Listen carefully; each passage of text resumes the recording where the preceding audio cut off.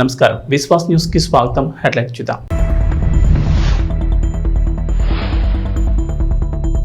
ఈ నెలలో మరోసారి ఏపీ అసెంబ్లీ సమావేశాలు 5 రోజుల పాటు సభను నిర్వహించాలని నిర్ణయం.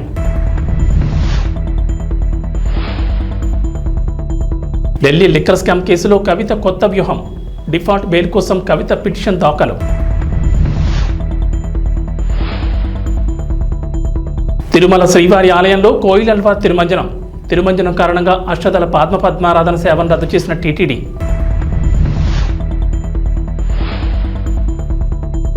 తెలంగాణకు రెయిన్ అలర్ట్. 13 జిల్లాల్లో భారీ వర్షాలు. ఆంధ్రప్రదేశ్ అసెంబ్లీ సమావేశాలకు ప్రభుత్వం కసరత్తు చేస్తోంది. ఈ నెల 22 నుంచి సమావేశాలు ప్రారంభమయ్యే అవకాశం ఉంది. 5 రోజుల పాటు సభను నిర్వహించాలని భావిస్తున్నారు. తొలి రోజు ఉభయ సభలను ఉద్దేశించి గవర్నర్ జస్టిస్ అబ్దుల్ నజీర్ ప్రసంగిస్తారు. అనంతరం గవర్నర్ ప్రసంగంపై చర్చ, ధన్యవాద తీర్మానాన్ని ప్రవేశపెట్టనున్నారు. కొత్త ప్రభుత్వం రాష్ట్ర ఆర్థిక పరిస్థితిపై సమీక్షించి పూర్తి స్థాయి బడ్జెట్ ప్రవేశపెట్టేందుకు సమయం సరిపోకపోవడంతో ఈ సమావేశాల్లో బడ్జెట్కు అవకాశం లేదంటున్నారు. ఆంధ్రప్రదేశ్ ఎన్నికల ముందు గత ప్రభుత్వం 4 నెలలకు ప్రవేశపెట్టిన ఓట్ ఆన్ అకౌంట్ బడ్జెట్ ఈ నెల 31తో ముగియనుంది. ఆంధ్రప్రదేశ్ ప్రభుత్వం కొత్త పథకాల అమలుపై ఫోకస్ పెట్టింది. ఇది ఓ కొలిక్కి తీసుకొచ్చిన తర్వాతే బడ్జెట్పై స్పష్టత ఇవ్వాలని భావిస్తోంది. మరో 3 నెలలకు తాత్కాలిక బడ్జెట్ కోసం ఆర్డినెన్స్ తీసుకొచ్చే అవకాశం ఉందని చెబుతున్నారు. ఆర్థికంగా వెసులుబాటు, వివిధ శాఖల్లోని ఆర్థిక పరిస్థితిపై స్పష్టత వచ్చిన తర్వాత సెప్టెంబర్ నాటికి పూర్తి స్థాయి బడ్జెట్ను ప్రవేశపెట్టే ఆలోచనలో ఉన్నట్లు సమాచారం. ఈ ఆర్డినెన్స్కు సంబంధించిన ప్రతిపాదనపై సీఎం ఆమోదం కోసం ఆర్థిక శాఖ ఎదురుచూస్తోంది. దేశంలో సంచలనంగా మారిన ఢిల్లీ లిక్కర్ స్కామ్ కేసులో అరెస్ట్ అయిన బీఆర్ఎస్ ఎమ్మెల్యే కల్వకుంట్ల కవిత తీహార్ జైల్లో జ్యుడిషియల్ ఖైదీగా ఉన్న విషయం తెలిసిందే. ఈ కేసులో కవితకు న్యాయస్థానం జ్యుడిషియల్ కస్టడీని పొడిగిస్తూ వస్తున్న విషయం తెలిసిందే. సుమారు 120 రోజులుగా ఖైదీగా ఉంటున్న కవితకు బెయిల్ దొరకడం కష్టతరంగా మారింది. అటు రౌజ్ ఎవెన్యూ కోర్టు కవిత బెయిల్ పిటిషన్ తిరస్కరించగా ఢిల్లీ హైకోర్టును కూడా ఆశ్రయించారు. అక్కడ కూడా ఆమెకు నిరాశ ఎదురైంది. ఈడీ, సిబిఐ 2 కేసుల్లోనూ బెయిల్ ఇచ్చేందుకు ఢిల్లీ హైకోర్టు నిరాకరించింది. అయితే ఈ కేసులో బెయిల్ పొందేందుకు కవిత మరో కొత్త వ్యూహాన్ని ఎంచుకున్నట్లు తెలుస్తోంది. బెయిల్ కోసం ఎన్ని ప్రయత్నాలు చేసినా బ్యాడ్ లక్ కంటిన్యూ అవుతూ వస్తున్న నేపథ్యంలో డిఫాల్ట్ బెయిల్ కోసం కవిత పిటిషన్ దాఖలు చేశారు. ఇప్పటి వరకు తాత్కాలిక బెయిల్ కోసం కవిత తరపు న్యాయవాదులు చేసిన ప్రయత్నాలేవి ఫలించకపోవడం గమనార్హం. న్యాయస్థానాలు ఆ బెయిల్ పిటిషన్లను తిరస్కరిస్తూ వస్తున్న నేపథ్యంలో తాజాగా డిఫాల్ట్ బెయిల్ కోసం కవిత న్యాయస్థానాన్ని ఆశ్రయించింది. అయితే నిర్ణీత వ్యవధిలోగా సిబిఐ తన దర్యాప్తును పూర్తి చేయలేకపోవడంతో తమ కవితకు బెయిల్ ఇవ్వాలంటూ ఆమె తరపు న్యాయవాదులు కోర్టులో పిటిషన్ దాఖలు చేశారు. తిరుమల శ్రీవారి ఆలయంలో కోయిలల్వా తిరుమంజనం నిర్వహించారు. జూలై 16వ తేదీ సాలకట్ల ఆనివార ఆస్థానం పర్వదినాన్ని పురస్కరించుకుని ఇవాళ ఆలయ శుద్ధి చేపట్టారు. శ్రీవారి ఆలయంలోని ఆనంద నిలయం మొదలుకొని బంగారు వాకిలి వరకు శ్రీవారి ఆలయం లోపల ఉపదేవాలయాలు, ఆలయ ప్రాంగణం, పోటు, గోడలు, పైకప్పు, పూజా సామగ్రి తదితర వస్తువులను నీటితో శుభ్రం చేశారు. అలాగే స్వామివారి మూల విరాట్ను పట్టు వస్త్రంతో పూర్తిగా కప్పి ఉంచి శుద్ధి అనంతరం నామకోపు, శ్రీచూర్ణం, కస్తూరి పసుపు, పచ్చాకు, గడ్డ కర్పూరం, గంధం పొడి, కుంకుమ, కిచిలిగడ్డ తదితర సుగంధ ద్రవ్యాలు కలగలిపిన పవిత్ర పరిమళ జలాన్ని ఆలయం అంతటా ప్రోక్షణ చేశారు. అనంతరం శ్రీవారి మూల విరాటుకు కప్పిన పట్టు వస్త్రాన్ని తొలగించి ప్రత్యేక పూజ, నైవేద్యం కార్యక్రమాలను అర్చకులు శాస్త్రోక్తంగా నిర్వహించారు. అనంతరం భక్తులకు సర్వదర్శనం ప్రారంభించారు. కోయిలల్వా తిరుమంజనం కారణంగా అష్టదళ పద్మారాధన సేవను టీటీడీ రద్దు చేసిన సంగతి తెలిసింది. ఏడాదిలో 4 సార్లు కోయిలల్వా తిరుమంజనం నిర్వహించడం ఆనవాయితీగా వస్తోంది. ఉగాది, ఆదివారం ఆస్థానం, బ్రహ్మోత్సవాలు, వైకుంఠ ఏకాదశి పర్వదినాల ముందు వచ్చే మంగళవారం కోయిలల్వా తిరుమంజనం నిర్వహించడం ఆనవాయితీగా వస్తోంది. విశాఖ వాసులకు చంద్రబాబు ప్రభుత్వం గుడ్ న్యూస్ చెప్పింది. విశాఖ రీజియన్కు ఆర్టీసీ కొత్తగా 33 సూపర్ లగ్జరీ సర్వీసులు రాబోతున్నాయి. ఈ నెలాఖరు నాటికి దఫాలుగా ఈ బస్సులు విశాఖకు వస్తాయి. రాష్ట్రంలో కొత్త ప్రభుత్వం అధికారంలోకి వచ్చిన తర్వాత కొత్త బస్సులను రాష్ట్ర వ్యాప్తంగా ఆయా డిపోలకు కేటాయిస్తున్నారు. ప్రస్తుతం కాలం చెల్లిన బస్సులు ఎక్కువగా ఉన్నాయి. అందుకే వాటి స్థానంలో కొత్త బస్సులు తీసుకొస్తున్నారు. ఇప్పటి వరకు ఒక అల్ట్రా డీలక్స్, 11 సూపర్ లగ్జరీ సర్వీసులు వచ్చాయి. మరో 33 సూపర్ లగ్జరీ సర్వీసులు రావాల్సిండగా ఈ వారంలో 4 బస్సులు వస్తాయని, మిగిలిన బస్సులు ఈ నెలాఖరులోగా వస్తాయంటున్నారు అధికారులు. విశాఖ రీజియన్కు వస్తున్న కొత్త బస్సులను అంతర్రాష్ట్ర, అంతర్జిల్లా సర్వీసులుగా నడపాలని ఆర్టీసీ అధికారులు నిర్ణయం తీసుకున్నారు. హైదరాబాద్, బెంగళూరు, భువనేశ్వర్, కోరాపుట్, రాజమండ్రి, కాకినాడ, భీమవరం, విజయవాడ, తిరుపతి, కడప, శ్రీశైలం, శ్రీకాకుళం, పలాస, పర్లాకిమిడి, ఖమ్మం, నల్గొండ, భద్రాచలం వంటి ప్రాంతాలకు ఈ ఆర్టీసీ బస్సుల్ని నడపనున్నారు. ఈ రూట్లలో ప్రస్తుతం సేవలందిస్తున్న బస్సులో కాలం చెల్లినవి, పాతబడిన వాటిని తొలగించి కొత్త బస్సుల్ని నడపనున్నారు. ఈ తొలగించిన పాత బస్సులను రిపీట్ చేసి ఆధునీకరించనుంది ఆర్టీసీ. సిటీలో తిరుగుతున్న కాలం చెల్లిన బస్సులను తొలగించి వాటి స్థానంలో ఈ ఆధునీకరించిన బస్సుల్ని నడుపుతారు. ఆంధ్రప్రదేశ్లో రేషన్ కార్డులు ఉన్న వారికి శుభవార్త చెప్పింది ప్రభుత్వం. అన్ని రైతు బజార్లలో తక్కువ ధరలకే సరుకులను అందజేయనున్నారు. ప్రభుత్వం తక్కువ ధరకే సరుకులను అందజేయనున్నట్లు పౌర సరఫరాల శాఖ మంత్రి నాదెండ్ల మనోహర్ తెలిపారు. విజయవాడలోని పౌర సరఫరాల శాఖ కమిషనరేట్లో టోకు వర్తకులు, రైస్ మిల్లర్లు, సరఫరాదారులతో మంత్రి మనోహర్ నిత్యావసర ధరల పెరుగుదలపై సమావేశం నిర్వహించారు. రాష్ట్ర వ్యాప్తంగా రైతు బజార్ల ద్వారా తక్కువ ధరకే కందిపప్పు, బియ్యం పంపిణీ చేయడంపై చర్చించారు. ఈ నెల 11 నుంచి రాష్ట్ర వ్యాప్తంగా అన్ని రైతు బజార్లలోనూ నిర్ణయించిన రేట్ల ప్రకారమే సరుకులు విక్రయించేందుకు వర్తకులు అంగీకరించారు. మంత్రి నాదెండ్ల మనోహర్ నిర్వహించిన ఈ సమావేశంలో పౌర సరఫరాల శాఖ కమిషనర్ సిద్ధార్థ జైన్, ఎండీ వీరపాండియన్ తదితర అధికారులు పాల్గొన్నారు. రైతు బజార్లలో విక్రయించే సరుకుల వివరాలు: కందిపప్పు బహిరంగ మార్కెట్లో కేజీ ధర 181 కాగా రైతు బజార్లలో 160కే విక్రయిస్తారు. స్టీముడు బియ్యం బహిరంగ మార్కెట్లో కేజీ ₹55.85 ఉండగా రైతు బజార్లలో ₹49కే విక్రయిస్తారు. బియ్యం బహిరంగ మార్కెట్లో కేజీ ₹52.40 కాగా రైతు బజార్లలో 48కి విక్రయిస్తారు. పేదింటి ఆడబిడ్డల పెళ్లిళ్ల కోసం ప్రభుత్వం ఆర్థిక సహాయం అందిస్తున్న సంగతి తెలిసిందే. గత బీఆర్ఎస్ ప్రభుత్వం కళ్యాణ్ లక్ష్మి, షాదీ ముబారక్ వంటి పథకాల కింద ₹1,00,000 ఆర్థిక సహాయం అందిస్తోంది. బీఆర్ఎస్ తొలిసారి ప్రభుత్వాన్ని ఏర్పాటు చేసిన సమయంలో ₹50,000 సాయం అందించగా రెండోసారి అధికారంలోకి రాగానే మరో ₹50,000 పెంచుతూ ₹1,00,000 సాయం అందించారు. పేద కుటుంబాల్లోని తల్లిదండ్రులకు ఆడపిల్లల పెళ్లి ఖర్చులకు ఈ డబ్బులు వారి అకౌంట్లలో జమ చేసేవారు. అయితే తాము అధికారంలోకి వస్తే ఆడపిల్లల పెళ్లి ఖర్చులకు ₹1,00,000 ఆర్థిక సహాయంతో పాటు తులం బంగారం ఇస్తామని కాంగ్రెస్ హామీ ఇచ్చింది. ఆ తర్వాత జరిగిన ఎన్నికల్లో కాంగ్రెస్ అధికారంలోకి రాగా ఇప్పటి వరకు ఈ పథకం అమలు కాలేదు. చాలా మంది పేదింటి ఆడపిల్లల తల్లిదండ్రులు కాంగ్రెస్ అమలు చేయనున్న కొత్త పథకం కోసం ఎదురు చూస్తున్నారు. ఈ నేపథ్యంలో కాంగ్రెస్ పరిగి ఎమ్మెల్యే రామ్మోహన్ రెడ్డి కీలక కామెంట్ చేశారు. ఎన్నికల్లో కాంగ్రెస్ పార్టీ ఇచ్చిన హామీలను అమలు చేసేందుకు రేవంత్ ప్రభుత్వం కృతనిశ్చయంతో పనిచేస్తోందని చెప్పారు. తెలంగాణలో కొత్త పెన్షన్ల కోసం అర్హులు ఎదురు చూస్తున్నారు. ఈ నేపథ్యంలో రాష్ట్ర పంచాయతీరాజ్ గ్రామీణాభివృద్ధి శాఖ మంత్రి సీతక్క వారికి గుడ్ న్యూస్ చెప్పారు. రాష్ట్రంలో కొత్త సామాజిక పింఛన్ల మంజూరు కోసం అర్హుల జాబితాను తక్షణమే సిద్ధం చేయాలని అధికారులకు కీలక ఆదేశాలు జారీ చేశారు. గత ప్రభుత్వ హయాంలో పెండింగ్లో ఉన్న పెన్షన్లతో పాటు కాంగ్రెస్ అధికారంలోకి వచ్చిన తర్వాత ప్రజాపాలన కార్యక్రమంలో వచ్చిన దరఖాస్తుల ఆధారంగా నివేదిక సమర్పించాలని సూచించారు. ఎన్నికల సమయంలో హామీ ఇచ్చినట్లు చేయూత పథకం కింద పింఛన్ల మొత్తాన్ని తమ ప్రభుత్వం పెంచనుందని చెప్పారు. తెలంగాణలో ప్రస్తుతం వృద్ధులు, వితంతువులు, ఒంటరి మహిళలు, వికలాంగులు, గీత కార్మికులు, బీడీ కార్మికులు, స్టోన్ కటర్లు, చేనేత, ఫైలేరియా రోగులు, డయాలసిస్ రోగులు, ఎయిడ్స్ రోగులకు పెన్షన్ ఇస్తున్నారు. ఆసరా పింఛన్ ₹2,016, దివ్యాంగ పింఛన్ ₹3,016గా ఇస్తున్నారు. అయితే ఈ మొత్తాన్ని చేయూత పథకం కింద వికలాంగులకు 6,000, మిగిలిన వారికి నెలకు 4,000 అందించేందుకు ప్రభుత్వం సిద్ధమైంది. ఈ మేరకు మంత్రి సీతక్క అధికారులకు కీలక ఆదేశాలు జారీ చేశారు. మరికొన్ని రోజుల్లో వినాయక చవితి పండుగ రానున్న నేపథ్యంలో వేడుకల్ని పర్యావరణ రహితంగా చేసుకోవాలని, మట్టి వినాయకుడిని పూజించేలా ప్రజలకు అవగాహన కల్పించాలని అధికారులకు డిప్యూటీ సీఎం పవన్ కళ్యాణ్ ఆదేశించారు. దేవాలయాల్లో తాటి బుట్టలతో ప్రసాదం ఈ విధంగా ఇది తిరుమలలో జరగాలని ఒక ఆలోచనతో రావడం జరిగింది. ముందుగా పిఠాపురం నియోజకవర్గంలో దీన్ని ఇంప్లిమెంట్ చేద్దాం అని ఆయన చెప్పడం జరిగింది. తిరుమలలో స్వామివారికి ఇస్తున్న నైవేద్యాలు ఇవన్నీ కూడా గోవింద భోగు దీని పేరు. తిరుమలలో ఏదైతే జరుగుతుందో అది కూడా ఇక్కడ నియోజకవర్గంలో ఇంప్లిమెంట్ చేద్దామన్నారు. అలాగే ఇక్కడ చూస్తున్న ఈ మట్టి వినాయకుడు ఈ ప్రభుత్వం రాగానే మొదటి పండుగ 100 విగ్రహాలని అక్కడున్న యువకులకి ఎకో కాంటెస్ట్ అనేవి పెట్టి భక్తి శ్రద్ధలతో నిమజ్జనం చేస్తే పర్యావరణ రహితంగా ఇంతవరకు భారతదేశంలో ఎక్కడలా జరగలేదు. ఇది చేతి సంచితో బజార్కి వెళదాం. ఒకప్పుడు 40 ఏళ్ల క్రితం ఇలా అలవాటు ఉండేది. పిఠాపురం అనే పేరుతోనే ఈ వస్తువులన్నీ మనం తయారు చేసామనుకోండి, స్థానికంగా వాళ్ళకి ఒక ఆదాయం వస్తుంది. రెండోది అదొక మోడల్గా నిలబడుతుంది. ఈ అవకాశం ఇచ్చిన పవన్ కళ్యాణ్ గారికి మనస్ఫూర్తిగా అభినందనలు, ధన్యవాదములు. భారీగా కురుస్తున్న వర్షాలకు దేశవ్యాప్తంగా ఉన్న పలు జలపాతాలు పరవళ్లు తొక్కుతున్నాయి. ఎగువ ప్రాంతాల్లో వర్షాలు కురుస్తుండటంతో కర్ణాటకలోని షిమోగా జిల్లాలో శరావతి నదిపైనున్న జోగ్ ఫాల్స్ ఉరకలెత్తుతోంది. దీనికి సంబంధించిన తాజా వీడియో వైరల్ అవుతోంది. చుట్టూ పచ్చదనం, ఎత్తైన కొండలపై నుంచి వరద నీరు పొంగి ఊరుతున్న దృశ్యం చూపర్లను ఆకట్టుకుంటోంది. ఇది ఇండియాలోని ఎత్తైన జలపాతాల్లో జోగ్ వాటర్ ఫాల్స్ ఒకటి.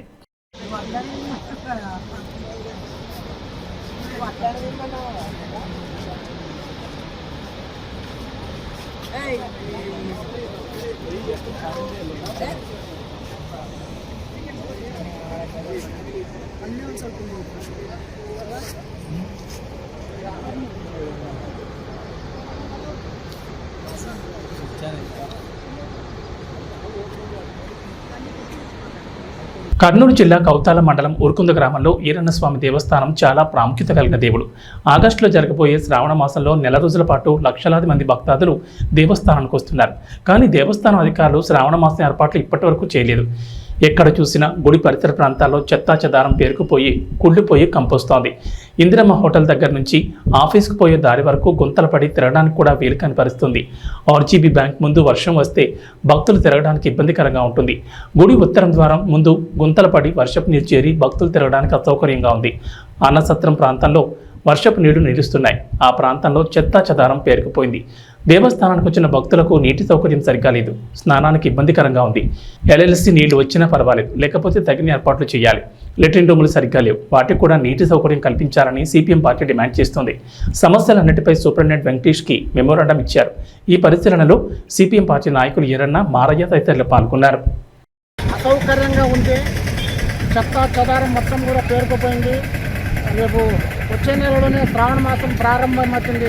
శ్రావణ మాసానికి సంబంధించిన వరకు ఎక్కడ కూడా ఇప్పటి వరకు ఏర్పాట్లు చేసినటువంటి దాఖలాలు ఎక్కడ కూడా లేవు. ఈ ఇంద్రమ్మ హోటల్ ముందుగానే మొత్తము గుడి ఆఫీస్ పోయేంత వరకు కూడా మొత్తం గుంతలు ఏర్పడి నీళ్ళు ఏర్పడింది. రేపు శ్రావణ మాసంలో వస్తే వెహికల్స్ కానీ ప్రయాణికులకు కానీ చాలా అసౌకర్యంగా ఉంటుంది. అట్లాగే బ్యాంకు ముందు మన రాయలసీమ గ్రామీణ బ్యాంకు నుంచి ముందు వరకు కూడా హోటల్ వరకు కూడా మొత్తం నీళ్ళన్నీ నిలబడి వెహికల్స్ రావడానికి పోవడానికి అట్లాగే దేవస్థానానికి రావాల్సినటువంటి భక్తాదులందరూ కూడా అసౌకర్యంగా ఉంటుంది.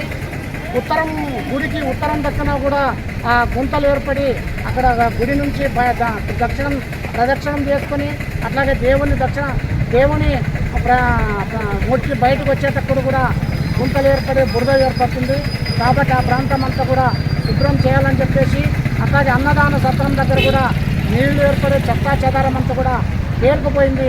కాబట్టి దేవస్థానం దగ్గర ఇక్కడ ఉన్నటువంటి ఈవో గారు ఆ గుడి పరిసర ప్రాంతాలంతా కూడా శుభ్రం చేయాలని చెప్పేసి లేని పక్షంలోనే సిపిఎం పార్టీగా పెద్ద ఎత్తున ఆందోళన కార్యక్రమాలను నిర్వహిస్తామని చెప్పేసి ఈరోజు దేవస్థానం సిబ్బందికి అట్లాగే ఇక్కడ ఉన్నటువంటి అధికారులకు అందరూ కూడా సిపిఎం పార్టీ తరఫున హెచ్చరిస్తున్నాం.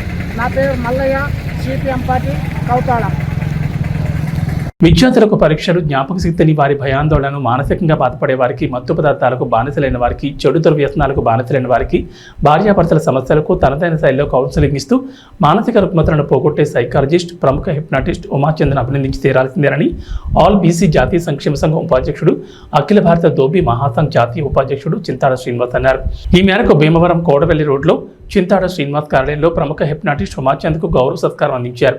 ఈ సందర్భంగా చింతాడ శ్రీనివాస్ మాట్లాడుతూ గత 3 దశాబ్దాలకు పైగా అనేక వేదికలపై హిప్నాటిజం ప్రోగ్రాంలు చేస్తూ ప్రముఖుల ప్రశంసలు అందుకోవడమే కాకుండా మద్యం, మత్తు పదార్థాలకు బానిసలైన అనేక మంది హిప్నాటిజం ద్వారా కౌన్సిలింగ్ అందించి మామూలు వ్యక్తులు చేసిన ఘనత ఉమాచంద్కే దక్కుతుందని, వారి సేవలను గుర్తించి వారికి గౌరవ సత్కారం అందించామని అన్నారు.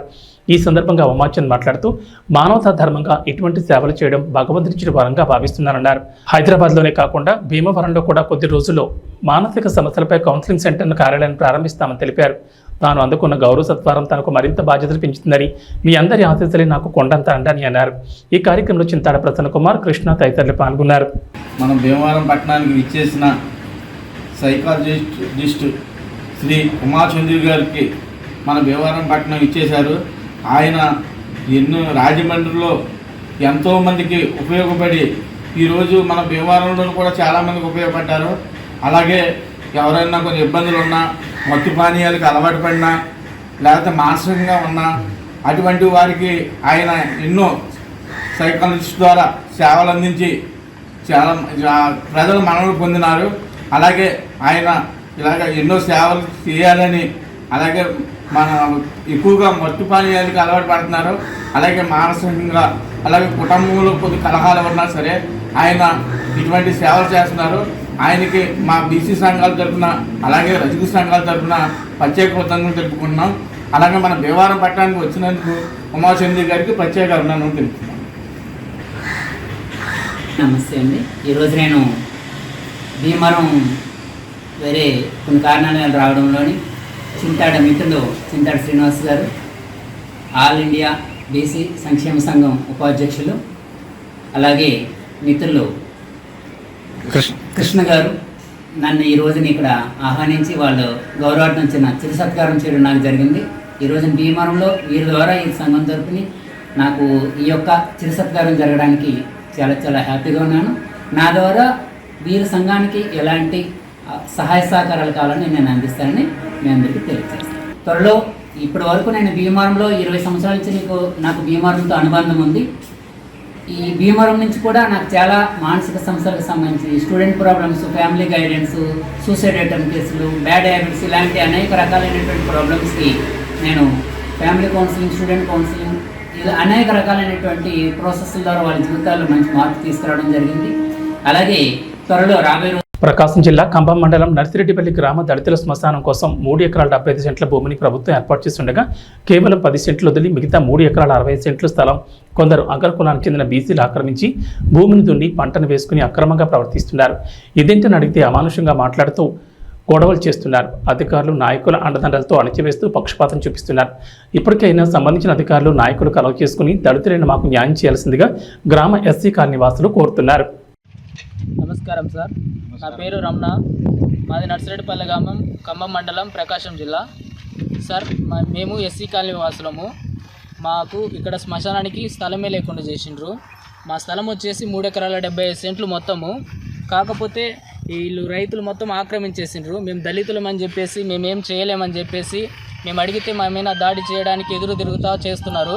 మొత్తం 3 ఎకరాల 75 సెంట్లకు గాను కనీసం మాకు ఇప్పుడు 10 సెంట్లు కూడా లేదు సార్. 10 సెంట్లకు కూడా ఇవన్నీ కంప చెట్లు సార్. ఎవరన్నా చనిపోయినా కూడా పెట్టుకునే పరిస్థితులు మేము లేం సార్. కేవలం ఈ యొక్క సమాధి ఉండడం వల్ల ఈ 10 సెంట్లైనా మాకు మిగిలించారు. లేకపోతే అసలు మాకు శ్మశానమే లేదు సార్. ఎవరన్నా మా గ్రామంలో అడిగినా కూడా మీరు దళితులు అని చెప్పేసి మమ్మల్ని హీనంగా చూస్తున్నారు సార్. దయచేసి మా ఎందుకు దయ చూపించి మాకు శ్మశానానికి మా స్థలమే సార్ 3 ఎకరాల 75 సెంట్లు మొత్తం మా స్థలం మాకు ఇప్పించవలసిందిగా ప్రార్థిస్తున్నాం సార్. సార్ మా అందు మీరు దయ ఉంచి పక్షపాతము వివక్షత లేకుండా మాకు కూడా మీరు ఎమ్మెల్యే గారు కాబట్టి మా అందు దయ ఉంచి మా శ్మశానం స్థలం మీరు మాకు ఇప్పించవలసిందిగా కోరుచున్నాం సార్. కనీసం మా పరిస్థితి ఎంత హీనంగా ఉందంటే ఎవరైనా చనిపోతే కూడా మేము ధైర్యంగా వచ్చి మా స్థలంలో మేము పెట్టుకునే పరిస్థితుల్లో లేం సార్. మీరే ఆలోచన చేయండి సార్. దయచేసి మా అందు దయ ఉంచి మాకు ఈ స్థలం మా స్థలం మాకు ఇప్పించవలసిందిగా కోరుచున్నాను. ప్రశాంత్ వర్మ ఇప్పుడు ఎంతో బిజీగా ఉన్నారో ప్రత్యేకంగా చెప్పాల్సిన పని లేదు. ప్రశాంత్ వర్మ సినిమాటిక్ యూనివర్సల్ భాగంగా చాలా సినిమాలు రాబోతున్నాయి. ఎంతో మంది సూపర్ హీరోల సినిమాలు రెడీ అవుతున్నాయి. ఈ క్రమంలో ప్రశాంత్ వర్మ టీంలోని ఎంతో మంది దర్శకులు అండ్ టాలెంట్ టెక్నీషియన్స్ పలు ప్రాజెక్టులను హ్యాండిల్ చేస్తూ బిజీగా ఉన్నారు. ప్రశాంత్ వర్మ అయితే ముఖ్యంగా జై హనుమాన్ మూవీ మీద ఫోకస్ పెట్టాడు. అదే టైంలో రణ్వీర్ సింగ్తో ఓ సినిమాను ప్లాన్ చేస్తాడన్న సంగతి తెలిసిందే. గత కొన్ని రోజులుగా రణ్వీర్ సింగ్ ప్రశాంత్ వర్మ సినిమా మీద డైలమా కనిపించింది. ఈ ప్రాజెక్ట్ మధ్యలోనే ఆగిపోయిందనే రూమర్లు వినిపించాయి. కానీ ఇంతవరకు ఈ ప్రాజెక్ట్ గురించి ఎలాంటి అధికారిక సమాచారం అయితే రాలేదు. అసలు ఈ సినిమా ఉందని కానీ లేదని కానీ ఎవ్వరూ చెప్పలేదు. కానీ తాజాగా ప్రశాంత్ వర్మ వేసిన ఓ ట్వీట్ చూస్తే రకరకాల అనుమానాలు పుట్టుకొచ్చేలా ఉన్నాయి. తాజాగా ప్రశాంత్ వర్మ తిరస్కరణ గురించి ఓ ట్వీట్ వేశాడు. ఆ ట్వీట్ని గమనిస్తుంటే తన సినిమాను కథను ఎవరో రిజెక్ట్ చేసినట్లుగా కనిపిస్తోంది. ఎన్ని రిజెక్షన్స్ ఎదురైతే అంత మంచిది అన్నట్లుగా ప్రశాంత్ వర్మ వేసిన ట్వీట్ ఇప్పుడు చర్చనీయాంశంగా మారింది. నీ కథను ఎవరు రిజెక్ట్ చేశారన్నా, అయినా ఆ బాలీవుడ్ స్టార్లతో ఎందుకు తీస్తున్నావన్నా, మన వాళ్ళతోనే సినిమా తీయొచ్చు కదా అని సలహాలు ఇస్తున్నారు. ఈ ట్వీట్ రణ్వీర్ సింగ్ కోసమే చేశావా అని అంతా కామెంట్లు చేస్తున్నారు. జై హనుమాన్ సినిమాలో ఆంజనేయుడిగా రామ్ చరణ్ లేదా చిరంజీవి అయితే బాగుంటుందని నిర్మాత నిరంజన్ రెడ్డి భార్య మాట్లాడిన ఆడియో ఎంతగానో వైరల్ అయింది. మరి హనుమంతుడిగా జై హనుమాన్ సినిమాలో ఏ స్టార్ హీరో నటిస్తాడో వేచి చూడాల్సిందే. T20 వరల్డ్ కప్ 2024ను ముద్దాడడంతో 11 ఏళ్ల తర్వాత టీమిండియా తిరిగి ఐసీసీ టైటిల్ను గెలుచుకుంది. 2013లో ఛాంపియన్స్ ట్రోఫీ విజయం తర్వాత తిరిగి మరోసారి ఐసీసీ టైటిల్ను దక్కించుకుంది. ఉత్కంఠభరితంగా సాగిన ఫైనల్ మ్యాచ్లో పటిష్టమైన దక్షిణాఫ్రికా జట్టును మట్టి కరిపించి T20 వరల్డ్ కప్ 2024ను సొంతం చేసుకుంది. దీంతో 14 ఏళ్ల సుదీర్ఘ విరామం తర్వాత రెండోసారి T20 వరల్డ్ కప్ను భారత్ గెలుచుకుంది. ఈ క్రమంలో రోహిత్ సేనకు బీసీసీఐ భారీ నజరానా ప్రకటించింది. ఆటగాళ్లు, కోచింగ్ సిబ్బంది, సహాయక సిబ్బంది, రిజర్వ్ ఆటగాళ్లు, సెలెక్టర్లు మొత్తం 42 మంది కలిపి ఏకంగా 125 కోట్ల ప్రైజ్మనీ ప్రకటించింది. దీంతో జట్టులోని ఆటగాళ్లు, హెడ్ కోచ్ రాహుల్ ద్రావిడ్లకు ఒక్కొక్కరికి 5 కోట్ల చొప్పున, మిగతా సిబ్బంది, రిజర్వ్ ఆటగాళ్లకు కూడా గణనీయ సంఖ్యలోనే నగదును పంపిణీ చేశారు. రిజర్వ్ ఆటగాళ్లకు 2.5 కోట్లు, కోచింగ్ సిబ్బందికి 1 కోటి చొప్పున, బ్యాక్ రూమ్ సిబ్బంది, వైద్యులు, త్రోడౌన్ నిపుణులకు 2 కోట్ల చొప్పున, సెలెక్టర్లకు ఒక్కొక్కరికి 1 కోటి చొప్పున అందజేసింది. మరి ఇప్పుడంటే పెద్ద మొత్తంలో నగదు బహుమతిని అందించారు. కానీ 2007లో MS ధోని నాయకత్వంలోని భారత జట్టు తొలి T20 వరల్డ్ కప్ గెలిచినప్పుడు, 2013లో ఐసీసీ ఛాంపియన్స్ ట్రోఫీ, 2011లో వన్డే వరల్డ్ కప్లను గెలిచిన సమయంలో బీసీసీఐ తక్కువ మొత్తంలో ప్రైజ్ మనీని ప్రకటించింది. తెలంగాణ ప్రజలకు హైదరాబాద్ వాతావరణ కేంద్రం అధికారులు చల్లని కబురు చెప్పారు. ఇవాళ రాష్ట్రంలో విస్తారంగా వర్షాలు కురుస్తాయంటున్నారు.